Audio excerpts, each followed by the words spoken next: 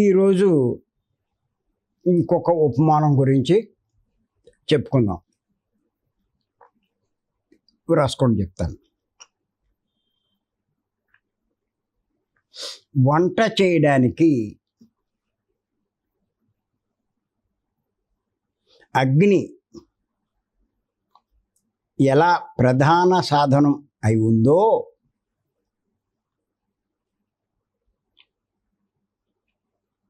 అలాగే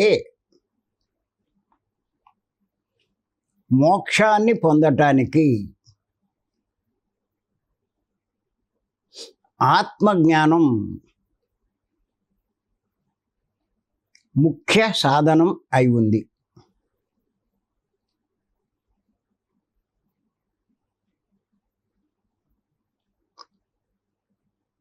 ఇతర సాధనలతో పోల్చినప్పుడు గురుబోధ అనే ఆత్మజ్ఞానం ఒక్కటే మోక్షానికి ఉత్తమమైన సాధనం. మళ్ళీ ఇంకొకసారి చెప్పుకుందాం. వంట చేయడానికి అగ్ని ఎలా ప్రధాన సాధనం అయ్యిందో అలాగే మోక్షం పొందడానికి ఆత్మజ్ఞానం ముఖ్య సాధనం అయి ఉంది. ఇతర సాధనలతో పోల్చినప్పుడు గురుబోధ అనే ఆత్మజ్ఞానం ఒక్కటే మోక్షానికి ఉత్తమమైన సాధనం. దీని గురించి కొంచెం వివరించుకుందాం. ఉపమానానికి కొంచెం ముందు తెలుసుకుని తర్వాత అది వంట చేయడానికి అగ్ని ఎలా ప్రధాన సాధనం అయి ఉందో అని. అంటే వంట చేయాలి అంటే ఖచ్చితంగా అగ్ని అంటే మంట కావాలి. మంట లేకుండా వంట అవ్వదు. ఒకడు ఏం చేశాడంటే సాంబార్ కాద్దాం అనుకున్నాడు. అందులో కూరలు వేసాడు, పప్పు వేసాడు, చింతపండు వేసాడు, అన్నీ వేసాడు. మొత్తం అన్నీ వేసి మూతట్టేశాడు. ఒక గంట పోయాక వచ్చి చూశాడు. చూస్తే గంట క్రితం ఎలా ఉందో ఇప్పుడు అలాగే ఉంది. అప్పుడు చూశాడు ఎందుకు అలాగే ఉందని. ఇంత చేశాడు కానీ, ఇన్ని కలిపాడు కానీ ఆ పొయ్యి అంటించలేదు, మంట లేదు. అంచేత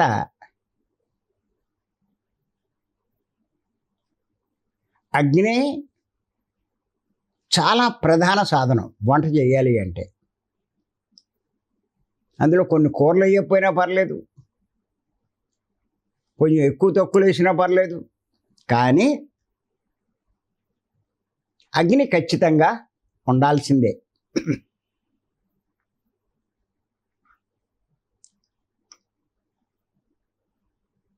అగ్ని లేకుండా వంట తయారు కాదు. అలాగే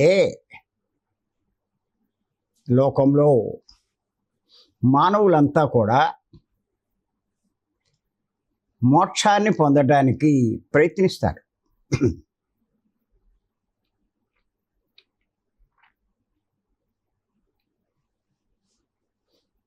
చాలామందికి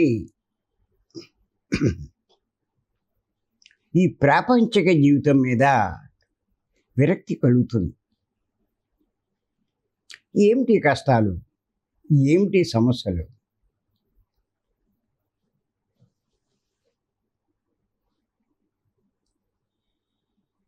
ఏం అర్థం కావట్లేదు. ఆలోచిస్తారు వాళ్ళు. చివరికి వాళ్ళకి ఏం అర్థమవుతుందంటే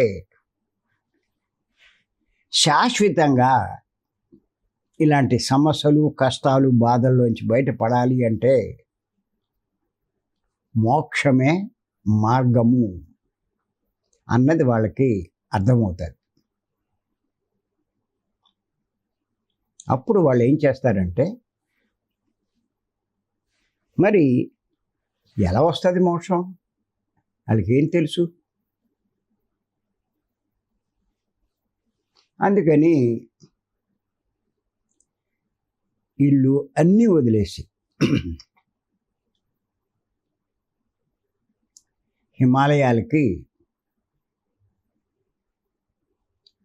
లేకపోతే ఋషికేశ్ అనో, హరిద్వార్ అనో, లేకపోతే కొన్ని ఆశ్రమాలకో వెళ్ళే ప్రయత్నం చేస్తారు.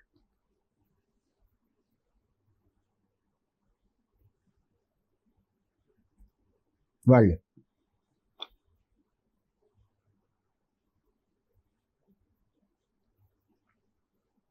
ఉద్దేశం ఏంటంటే అక్కడ ఎవరో గురువును పట్టుకుని వారి ద్వారా తాను కోరుకున్నటువంటి మోక్షం పొందాలనేటువంటి వాడి ఉద్దేశం. అలా ఎంక్వైరీ చేసుకుంటాడు. అక్కడికి వెళ్ళి మనకు కావలసినటువంటి మన లక్ష్యం నెరవేరాలంటే ఎవరిని పట్టుకోవాలి, ఎలాంటి వారిని పట్టుకోవాలి అని ఎంక్వైరీ చేసుకుని మొత్తం మీద ఎవరో ఒకరిని అక్కడ డిసైడ్ చేసుకుని వారిని ఆశ్రయించి ఆయన ఆశ్రమంలో కొన్నాళ్ళు సేవ అది చేసి ఆయన నుంచి జ్ఞానాన్ని పొంది మోక్షం పొందుదామనేటువంటి ప్రయత్నం చేస్తారు వాళ్ళు. అది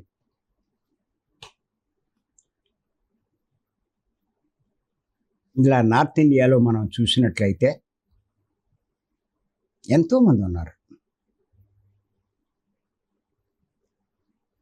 అది అందరికీ అలా ఉంటుందా అంటే అందరికీ ఉండదు, కానీ అలా కొంతమంది ఉంటారు.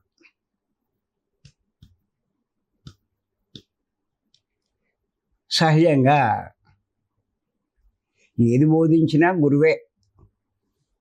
ఎన్నో రకాలు బోధించే వాళ్ళు ఉన్నారు అక్కడ కూడా. ఇంచేతంటే సాధనలో రకరకాలు ఉంటాయి. ఈ గురువులు కూడా రకరకాల వేషాలు వేసేవాళ్ళు ఉన్నారు. గుండు గీయించేవాళ్ళు ఉన్నారు, జడలుగా ముళ్ళు వేసుకునేవాళ్ళు ఉన్నారు, దండలు వేసుకునేవాళ్ళు ఉన్నారు, రుద్రాక్షలు ధరించేవాళ్ళు ఉన్నారు, కాషాయాలు వేసుకునేవాళ్ళు ఉన్నారు, మంచి అంగు ఆర్భాటం చేసేవాళ్ళు ఉన్నారు. ఇలా రకరకాలు ఉంటారు.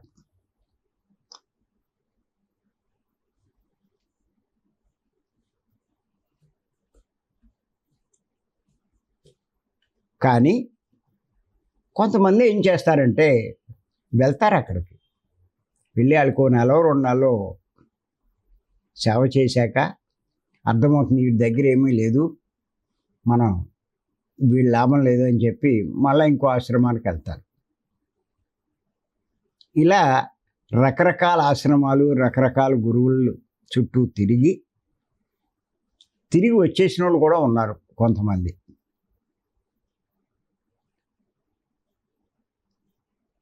అలా ఈ తిరగడంలో కొంతమంది ఏం చేస్తారంటే ఎవరికి తెలిసినటువంటి సాధనలు వాళ్ళు బోధిస్తూ ఉంటారు.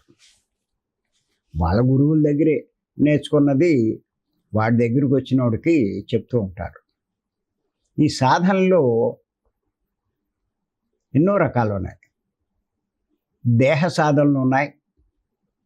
దేహ సాధనలో కూడా ఎన్నో రకాలు ఉన్నాయండి. దేహ సాధనలో కూడా ఎన్నో రకాలు ఉన్నాయి.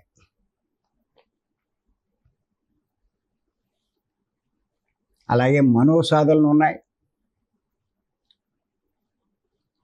మనస్సు ఉపయోగించి చేసేవన్నీ కూడా.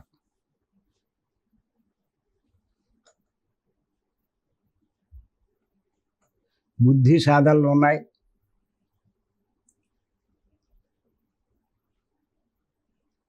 చివరికి ఆత్మ సాధన ఉంది. అన్నిటికంటే ఆత్మ గొప్పది కాబట్టి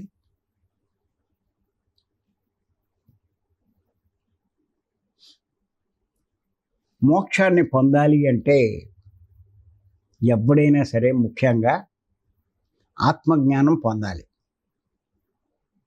ఆత్మజ్ఞానం పొందకుండా మోక్షం అన్నది అసాధ్యం, అసంభవం. అందుకే మనకు పత్రి గారు ఆత్మజ్ఞానం పొందమని మనకి బోధించారు. అన్నిటికంట ఆత్మజ్ఞానం తప్పనిసరి. అటువంటి ఆత్మజ్ఞానం పొందాలి అంటే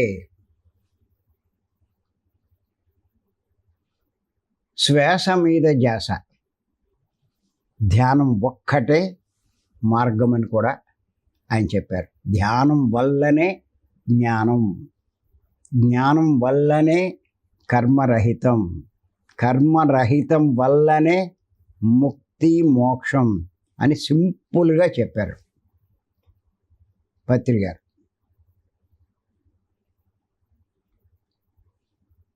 నేను పత్రి గారి పరిచయం కాకముందు మరీ ఎక్కువ గురువులు నేనేం చూడలేదు, కానీ కొద్ది మందిని మటుకు అధ్యయనం చేశాను నేను. ఏదో కొన్ని ఆశ్రమాలకు వెళ్తే, ఏదో హిమాలయాలకి అక్కడికి వెళ్ళలేదు, కానీ మన చుట్టుపక్కల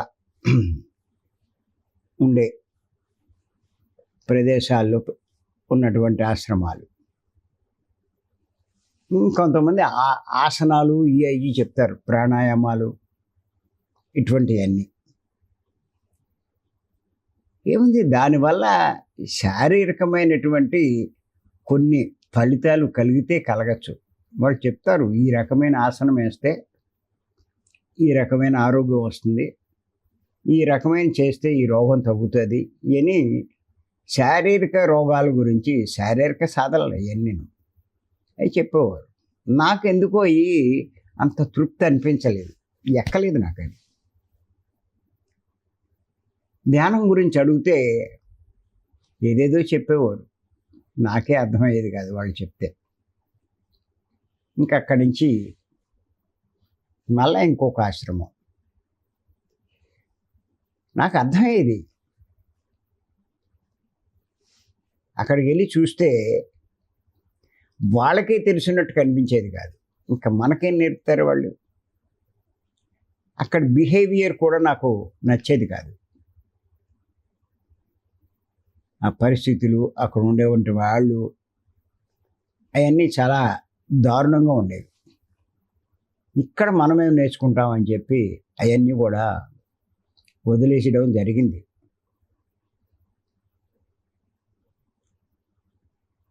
ఇలా ఒకసారి ఈ హరిద్వారు, ఋషికేశ్ అవి కూడా వెళ్ళాను నేను. వెళ్తే అక్కడ ఎవరో చెప్పారు, అక్కడ ఒక ఆశ్రమంలో ఉంటే, ఇక్కడ గవర్నమెంటు ఈ సాధన చేసుకునే వాళ్ళకి, ఆ గురువులకి ఎన్నో ఆశ్రమాలు కట్టించారు. ఆశ్రమాలు అంటే ఏమీ లేదు, ఏదో ఓ 2 గదులు ఉన్న పోర్షను, లేకపోతే 3 గదులు ఉన్న పోర్షన్.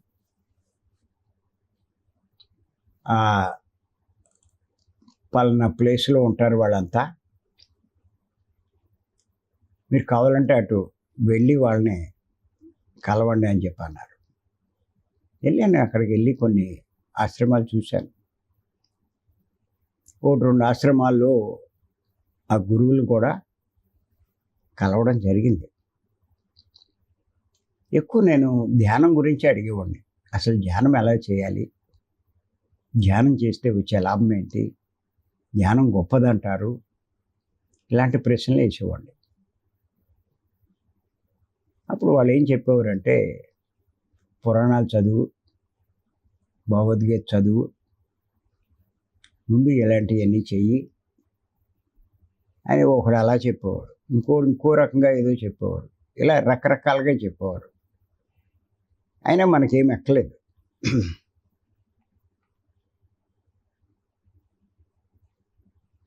అలాగే ఆ ఋషికేశ్లో మేమున్న చోటకే ఎవరో కొంతమంది వచ్చేవారు. మరి వాళ్ళకెవరు చెప్పారు మేము అక్కడ ఉన్నాము ఇదని. ఇలాగా మేము ధ్యానం చెప్తాము, లేకపోతే అది చేస్తాము, ఇచ్చేస్తాము అని చెప్పేవారు. కానీ చివరికి డబ్బులు అడిగేవారు. అప్పుడు ఆశ్రమంలో ఉన్న వాళ్ళు చెప్పేవారు, ఇక్కడంతా డబ్బుల మనుషులు ఎక్కువ, వీళ్ళందరికీ డబ్బులు కావాలి, డబ్బుల కోసం ఏదో ఒకటి చెప్తారు, మీరు మాటలన్నీ మీరు నమ్మకండి అని చెప్పారు. సరే, ఇంకా వాళ్ళని కూడా వదిలేసాం.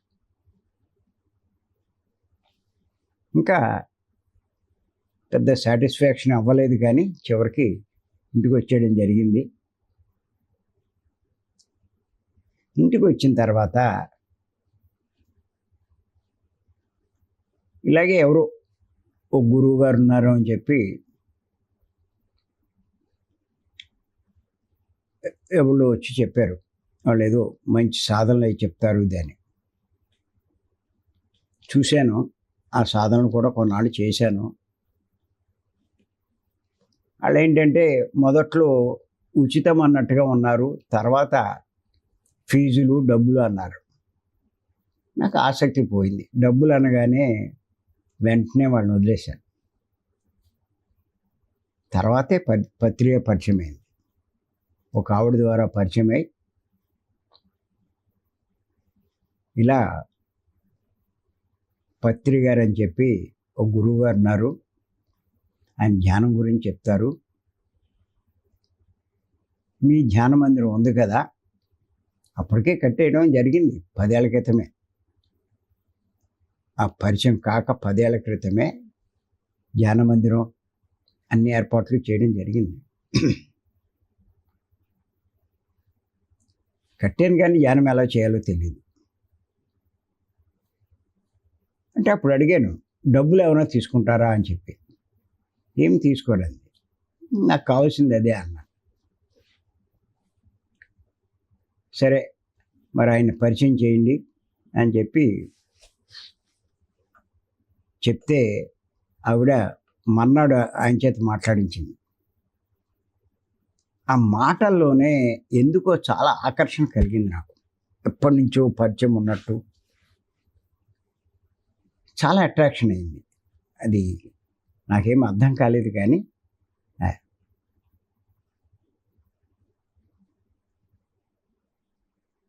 అప్పుడు మన్నాడే నేను తిరుపతిలో ఉన్నాను అని చెప్పారు. అప్పుడు మన్నాడు మాకు ఆల్రెడీ ఎప్పుడు ప్రతి సంవత్సరం దర్శనానికి వెళ్తాము, అలాగే టికెట్లు బుక్ అయి ఉన్నాయి. సరే అని చెప్పి వెళ్ళాం. తీరా ఆయన గురించి ఎంక్వైరీ చేస్తే ఏదో ఊరు వెళ్ళిపోయారని చెప్పారు.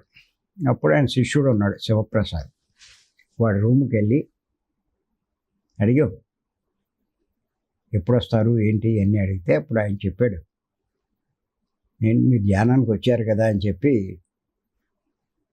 నన్ను మా మేడంని ఆ గదిలోనే ఓ పిరమిడ్ ఎలాడ కట్టాడు. దాని కింద కూర్చోబెట్టి ఒక 15 గంట 20 నిమిషాలు ఇద్దరి చేత ధ్యానం చేయించాడు. ఎలా ఉందన్నాడు. ఎలా ఉంది అంటే బాగోలేదు అంటే బాగోదని బాగానే ఉందిలే అన్నాం. మాకేం పెద్ద ఎఫెక్ట్ అనిపించలేదు, అలా కళ్ళు మూసుకున్నాడు చెప్పినట్టు చేసిన. ఏది ఏమైనా నాకు ఒక అలవాటు ఏంటంటే, ఈ ఆధ్యాత్మిక పుస్తకాలు ఎన్ని దొరికితే అన్నీ కొన్నాం, అన్ని ఆశ్రమాల్లో అన్ని చోట్ల. అది ఒక అలవాటు. అప్పుడు ఆయన దగ్గర అడిగితే అప్పుడు ఆ రోజుల్లో 1800 రూపాయలు అయింది కాస్ట్. ఇప్పుడంటే అది ఆ రోజులు 20 ఏళ్ల క్రితానికి ఇప్పుడంటే ఒక 20,000 రూపాయలు లెక్కేసుకోవచ్చు. ఆ పుస్తకాలు, వీడియోలు, క్యాసెట్లు ఇటువంటి ఏవో ఉన్నాయి. మొత్తం తీసేసుకున్నాను అక్కడ. తీసుకుని భీమవరం వచ్చేయడం జరిగింది. తర్వాత ఒక వారం 10 రోజుల్లో పత్రి గారి క్లాసు ఏర్పాటు చేయడం, అప్పుడు ఆయన రావడం, ఇంచుమించు ఆ మీటింగ్కి 1000 మంది దాకా మరి రావడం కూడా జరిగింది. అంత ఇంట్రెస్ట్గా పిలిచాను నేను, ఊరంతా కూడా. గొప్ప గురువుగారు వస్తున్నారు రండి ఏదని. అలా 3 రోజులు ఉన్నారు. అప్పుడు మన ఇంట్లోనే ఉన్నారు. ఆయనతో కూడా చాలా రాత్రి 10 అలా 11 దాకా కూడా డిస్కషన్స్ అవి జరిగినాయి. ఎన్నో విషయాలు, నా సందేహాలు కొన్ని అడిగాను, ఇవన్నీ కొన్ని తెలుసుకున్నాను. అప్పుడు అయినా ఇంకా కొన్ని క్లాసులు కూడా పెట్టాను నేను అక్కడ. ఆ టైంలోనే ఆయన ఒకటే చెప్పారు, ఫిబ్రవరిలో నువ్వు 3 రోజులు యజ్ఞం ఒకటి పెట్టు అన్నారు అక్కడ. అది మా రైస్ మిల్ ప్రాంగణం, మంచి ప్లేస్ ఉంది. సరే అని పెట్టాం. మాకేం తెలియదంటే జనాన్ని ఎవడో పంపించారు, వాళ్ళు ఏదో ప్రచారం చేశారు. నేనేదో 1000-2000 వస్తాను అనుకున్నాను, కానీ ఓ 300 దాకా వచ్చారు అంతే. అప్పుడు ఆయన అన్నారు, నీకు ఇప్పుడు ఎలా కనిపిస్తున్నారు, ముందు ముందు ఇక్కడ పట్టరు నీకు జనం అన్నారు. నేను నిరుత్సాహపడడం చూశారు ఆయన. అది అప్పుడు ఆ పుస్తకాలు అవి చదవడం, ఆ వీడియోలు వినడం ఇవన్నీ చేశాను. అవన్నీ వింటున్నప్పుడు, అవి చదువుతున్నప్పుడు నాకు బాగా అర్థమైంది. నా డౌట్లన్నీ క్లియర్ అయిపోయినాయి ఆయన పుస్తకాలు చదవడం వల్ల. చాలా ఆశ్చర్యం వేసింది. నాకు కావాల్సింది ఈయనే అని చెప్పి అప్పుడు నిర్ణయించుకున్నాను నేను. అది అప్పటి నుంచి ఆయన్ని బాగా ఫాలో అవడం జరిగింది. ఆయన అలా వచ్చినప్పుడల్లా చిన్న చిన్న సజెషన్స్ ఇచ్చేవారు. నిజంగా కూడా వాటిని పాటిస్తే చాలా ఎదగడం జరిగింది. మొదట్లో ఏమనేవారంటే, ఆయన ఏమన్నారంటే, నువ్వు క్లాసులు చెప్పాలయ్యా అన్నారు. తలా తోక తెలియకుండా క్లాసులు ఏం చెప్తాను నేను. అప్పుడు ఊరికే అన్నాను ఆయన్ని, కారులోనే వెళ్తూ ఉంటే, కొంచెం మీ స్థాయికి వచ్చాక చెప్తానండి అన్నాను. సర్లే అలాగే చెయ్యి అన్నారు. మళ్ళా నాకు డౌట్ వచ్చింది, ఏంటి ఇంత గురువు నువ్వు క్లాసులు చెప్పు అని చెప్తూ ఉంటే మనం ఇలా మాట్లాడేమేంటి అని. సరే అని చెప్పి మళ్ళీ ఆయనతోటే సరే చెప్తాను సార్ అని చెప్పాను. అంతే ఆ డిస్కషన్. అది తర్వాత అర్థమైంది ఎందుకు అలా చెప్పారు ఏంటో అని. ఆయన చాలా స్పష్టంగా చెప్పారు, పంచింది పెంచబడుతుంది అని. ఓహో, అందుకే చెప్పమన్నారనమాట అని. తర్వాత ఇంకోటి చెప్పారు, నీకు ఎంత తెలిస్తే అంతే చెప్పు అన్నారు. అది కూడా ఆయన చెప్పింది, ఎంత తెలిస్తే అంతే చెప్పు, అంతే తెలుసు అని చెప్పు. ఒకవేళ ఎవరైనా ఏదైనా అడిగినా తెలుసుకొని చెప్తాను, నాకు అంతే తెలుసు అని చెప్పు. అలా చెప్పారు. అలాగని చెప్పి చెప్పడం మానద్దు. అది ఆయన ఇచ్చినటువంటి సందేశం. ఆయన ఇవన్నీ ఫాలో అవ్వడం మొదలెట్టాను. మరి అప్పుడే ఆ 18 ఆదర్శ సూత్రాలు ఇవన్నీ అట్లో పుస్తకాలు ఇది వ్రాయమన్నారు ఆయన. నేను పేపర్స్ మీద రాయడం మొదలెట్టాను. నేను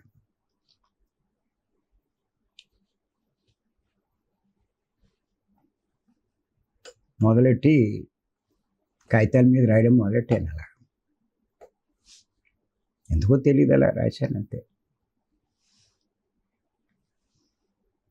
ఒకసారి కొన్ని కాగితాలు రాసి ఆయన మన ఊరు వచ్చినప్పుడు కరెక్ట్ చేయమన్నాను నేను. సార్ చూడమన్నాను, ఇది పక్కన పడేశారు.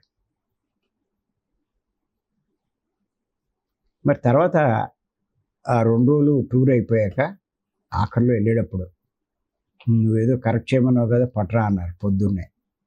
ఆయన కారు ఎక్కే లోపల తీసుకెళ్ళాను. అంతకుముందు ఏదో సంఘటన జరిగింది, ఏదో ఆయన నన్ను ఏదో కొట్టడం ఏదో జరిగింది. అప్పుడు మళ్ళా నన్ను ఐస్ చేయడానికో లేకపోతే కన్విన్స్ చేయడానికో అవి పట్రా కాగితాలు సరి చేస్తా అన్నారు. సరే అని చెప్పేది. ఎందుకో తెలీదు, ఆయన తిట్టినా లేకపోతే ఏం చేసినా కూడా ఆయన వదలబుద్ధి కాలేదు ఎందుకో. ఆ అనుబంధం ఏంటో కూడా నాకు అర్థం కాలేదు. అలా చూస్తే అప్పటి నుంచి నేను గమనిస్తే అప్పటికి ఇంచుమించు ఆయన కారు కూడా లేదు, బస్సులోనో ట్రైన్లోనో వెళ్ళేవారు. ట్రైన్లో వస్తే నేను ట్రైన్లోనే ఆయన్ని భీమవరం స్టేషన్లో ఎక్కించడం కూడా జరిగింది. అది పరిస్థితి. మరి అక్కడి నుంచి చాలా మార్పులు వచ్చినాయి ఆయనలో. చాలా విపరీతంగా పెరిగారు జనం, ఊళ్ళు పెరిగినాయి, అన్నీ బాగా పెరిగినాయి. అది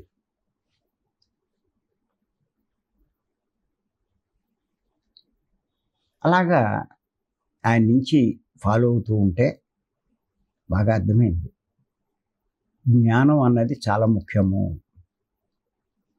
జ్ఞానం పొందాలి అని చెప్పి.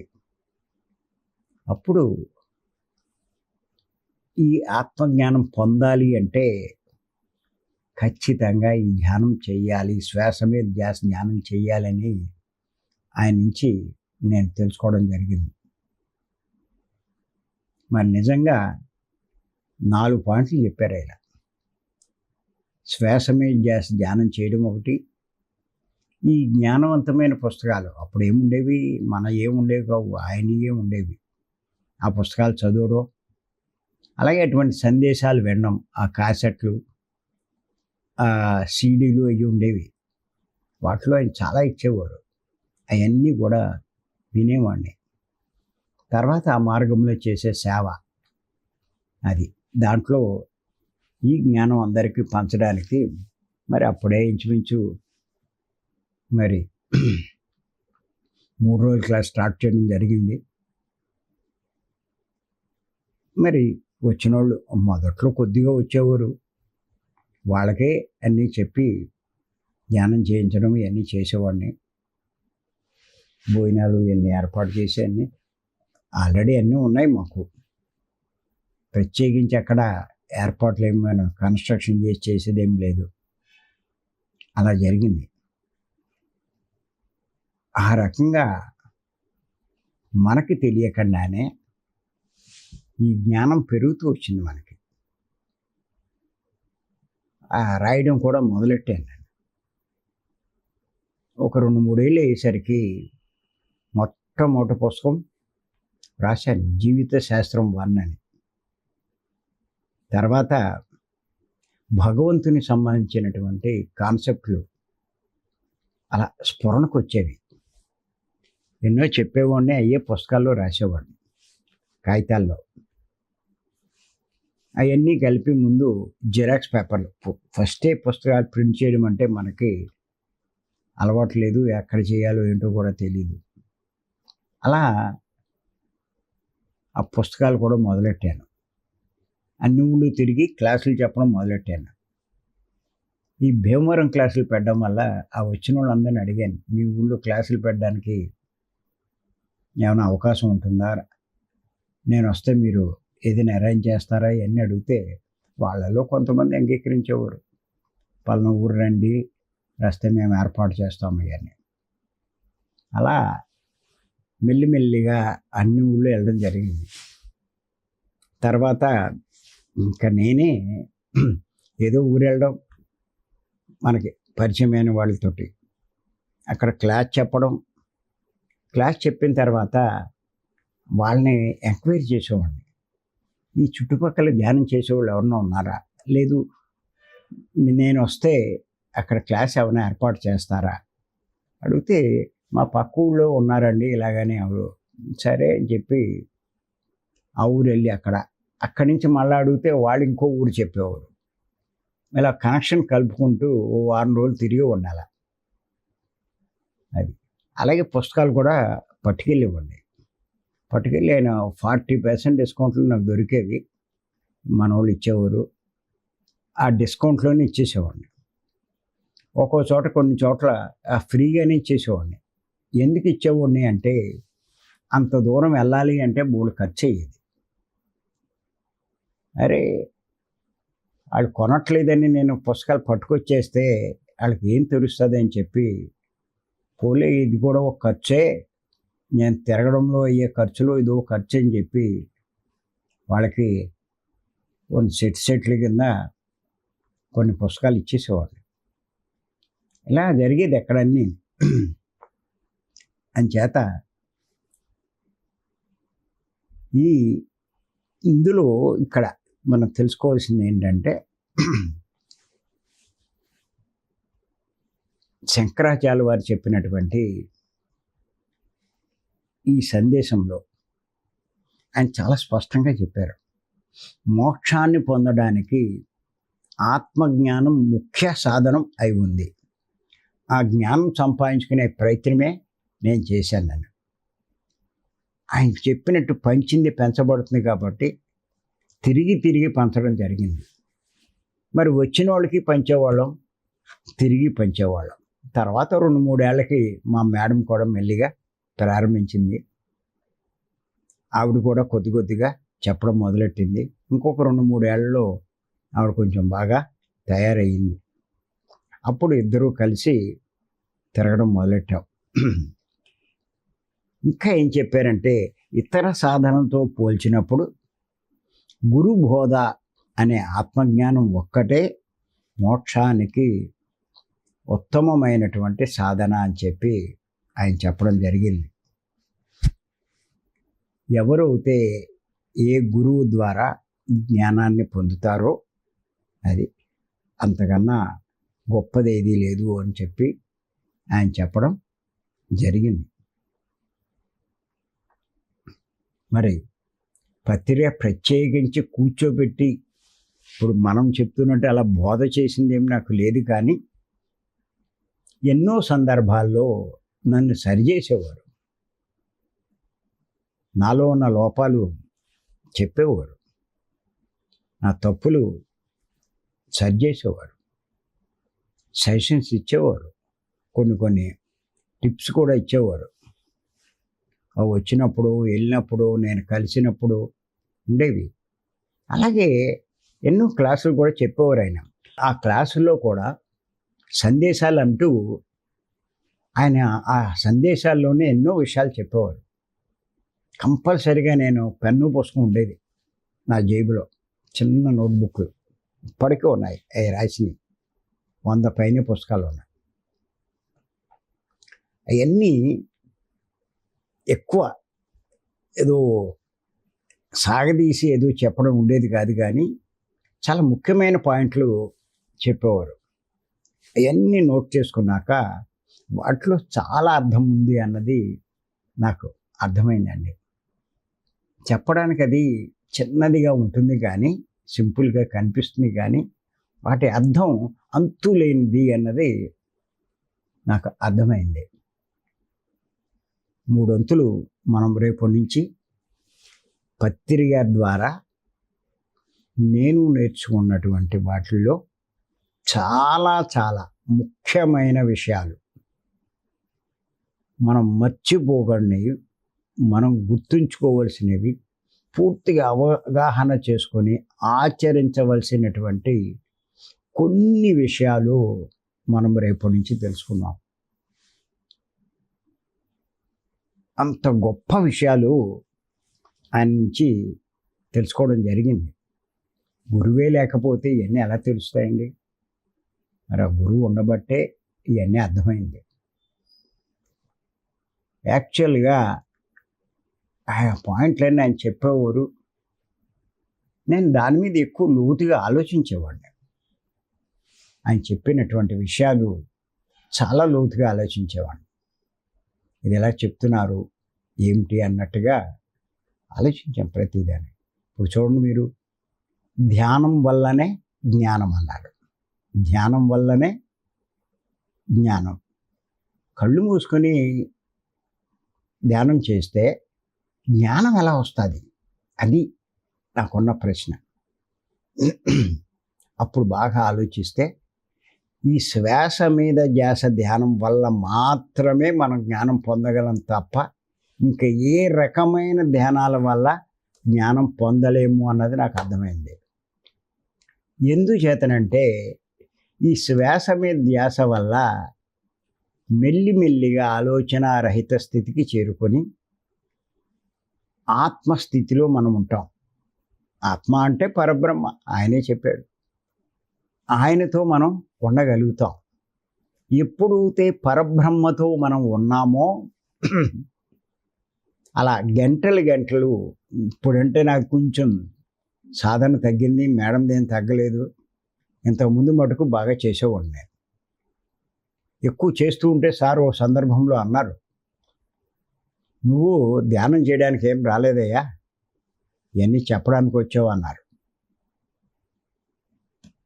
ఇంకా అక్కడి నుంచి కొంచెం చెప్పడం మీద ఎక్కువ దృష్టి పెట్టాను. చెయ్యినా అంటే చేస్తాను నేను, కానీ చెప్పడం మీద ఎక్కువ ప్రిఫరెన్స్ ఇస్తూ ఉంటాను. పత్రిక చెప్పింది మనం కాదనకూడదండి. అలా చూస్తే పరబ్రహ్మతో ఉన్నాం. సరే, అలా ఉండిపోతున్నాం మనం. ఆలోచన లేని స్థితిలో గంటలు గంటలు, 2 గంటలు 3 గంటలు అలా ఉండిపోతున్నాం. ఏమవుతుందని ఆలోచించాను. అలా ఉండిపోతే ఏమవుతుంది? అప్పుడు ఈ ఎగ్జాంపుల్ నాకు గుర్తొచ్చింది. మ్యాగ్నెట్, ఇనుప ముక్క, ఈ రెండు కలిపి ఉంచితే, మ్యాగ్నెట్ ఇనుప ముక్కని ఒక 5-6 రోజులు అలాగే ఉంచితే ఈ ఇనుప ముక్కకు కూడా ఈ మ్యాగ్నెట్ యొక్క శక్తి వస్తుంది అన్నది అర్థమైంది. ఓ, ఈ రెండింటినీ కలిపి ఉంచితే మరి మ్యాగ్నెట్ శక్తి ఇనుప ముక్కకు వచ్చినట్టు, మరి పరబ్రహ్మతో మనం కలిసి ఉంటే అపార జ్ఞాన సంపన్నుడైనటువంటి ఆ పరబ్రహ్మ యొక్క జ్ఞానం మనకి సంక్రమించదా అన్నది నాకు అర్థమైంది. అప్పుడు అది అర్థం చేసుకుని ఆ రకంగా ఉండడం వల్ల మరి ఎన్నో స్ఫురణకు వచ్చేవి. ఇప్పుడు ఆత్మతో ఉన్నాం, పరబ్రహ్మతో. ఇంకా అక్కడ మనసు లేదు. ఆత్మ నుంచి స్ఫురించేవి, వెంటనే వ్రాసుకునేవాడిని.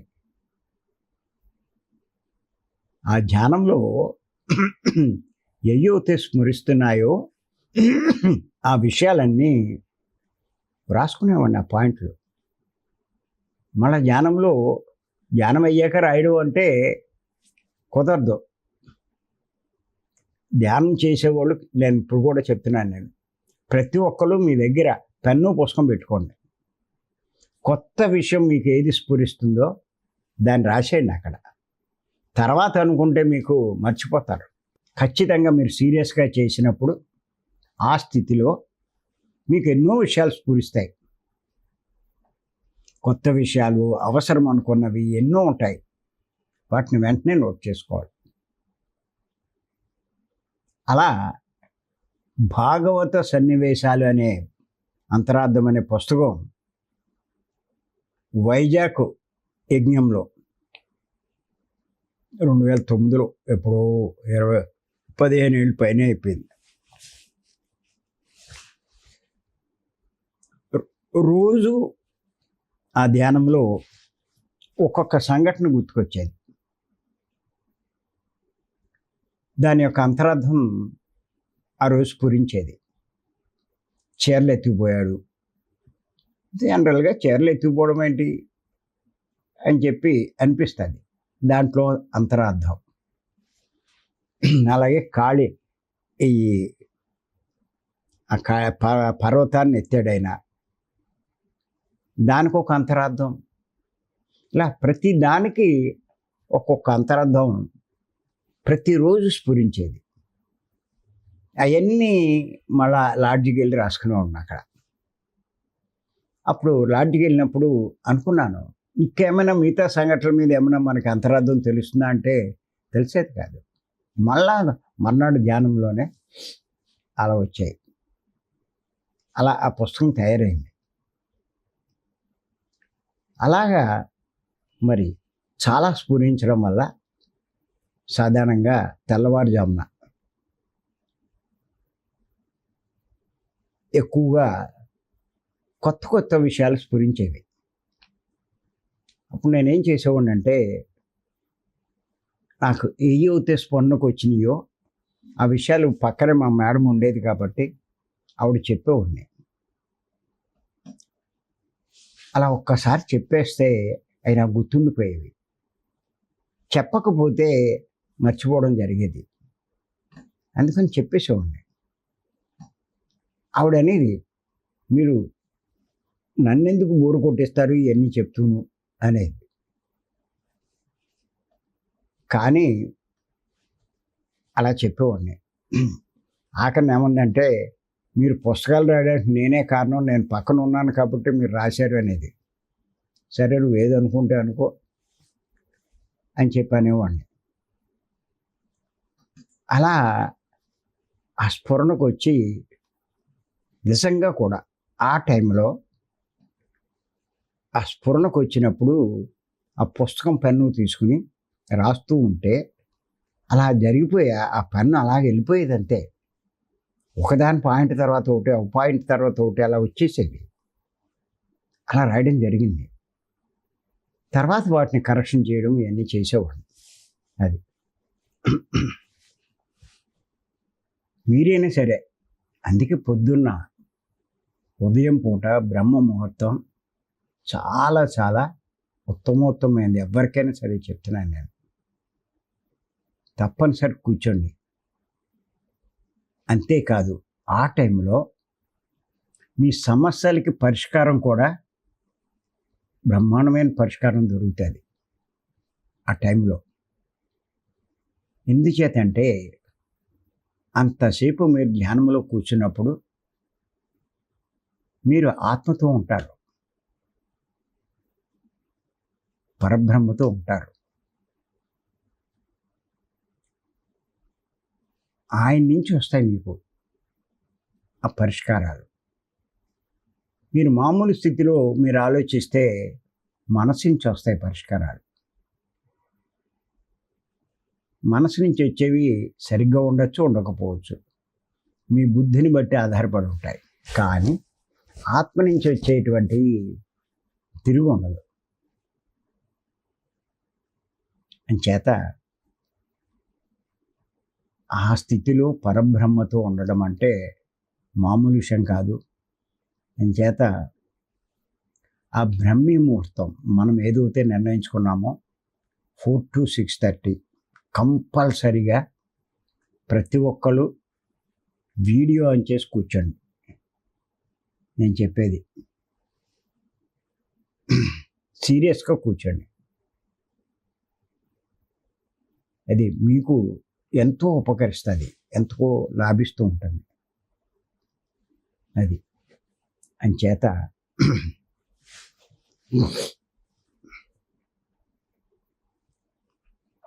ఇలా మనం పత్రిగా చెప్పిన విషయాలు ఆలోచిస్తూ ఉంటే దాని మీద క్లారిఫికేషన్ వచ్చేది. అలాగే ఇప్పుడు మీరు చూడండి, భగవద్గీతలో జ్ఞానాగ్ని దగ్ధ కర్మాణం అని ఉంది. జ్ఞానం అనే అగ్నిలో కర్మలన్నీ దగ్ధమవుతాయి. జ్ఞానం అనే అగ్నిలో కర్మలు దగ్ధమవడం ఏంటి అన్న దాని మీద ఆలోచిస్తే దానికి కూడా కొంత ఆన్సర్ వచ్చింది. అలా ఎవరు అడిగిన ప్రశ్నలకైనా నేను మళ్ళా ప్రశ్నించుకునేవాడిని. అలా ప్రతి విషయం కూడా నేను ప్రశ్నించుకునేవాడిని. అన్నిటికీ ఆన్సర్లు వచ్చేవి. వాటినన్నిటినీ పుస్తక రూపంలో పెట్టడం జరిగింది. మరి ఒక్కొక్కసారి ఆ క్లాసులు చెప్పేటప్పుడే ఆ స్ఫురించి ఎన్నో విషయాలు చెప్తూ ఉంటాం. ఇప్పుడు మనం క్లాసులలో చెప్పడం వల్ల రికార్డు అవుతున్నాయి. మీలో కూడా చాలామంది వ్రాసుకుంటున్నారు. వాటిని కూడా నేను తీసుకుని ఈ పుస్తకాలు రాయడం జరుగుతున్నది. ఈ చేత ఏంటంటే ఏది ఏమైనా నేను ఒకటే మీకు చెప్తున్నాను. ధ్యానం మీరు చేసినప్పుడు శ్వాస మీద ధ్యాస ద్వారా ఆలోచనలు లేని స్థితిలో పరబ్రహ్మతో ఉండడానికి ప్రయత్నం చేయండి. మీరు ఎంత ఉంటే ఆ స్థితి మీకు అంత లాభిస్తుంది, ఉపయోగపడుతుంది. అది చేత ఆ ధ్యానం ద్వారా మెల్లిమెల్లిగా ఆ జ్ఞానం సంపాదించుకొని ఆ జ్ఞానం ద్వారా కర్మలు రహితం చేసుకొని దాని ద్వారా మోక్షాన్ని మనం పొందే అవకాశం ఉంది. అందుచేత వంట చేయడానికి అగ్ని ఎలా ప్రధాన సాధనం అయ్యిందో మోక్షం పొందడానికి ఆత్మజ్ఞానం ముఖ్య సాధనం అయి ఉంది. చేత ఇది ప్రతి ఒక్కళ్ళు గుర్తుపెట్టుకోండి. జ్ఞానం సంపాదించుకోవడానికి ప్రయత్నించండి, జ్ఞానం పెంచుకోవడానికి ప్రయత్నించండి. మరి మీరు తెలుసుకున్న జ్ఞానాన్ని పంచుతూ ఉంటే మీరు ఇంకా ఇంకా పెరుగుతారు అన్నది కూడా మీరు గుర్తుంచుకోండి. మరి ఈ అవకాశం ఇచ్చిన మీ అందరికీ ధన్యవాదాలు. Thank you.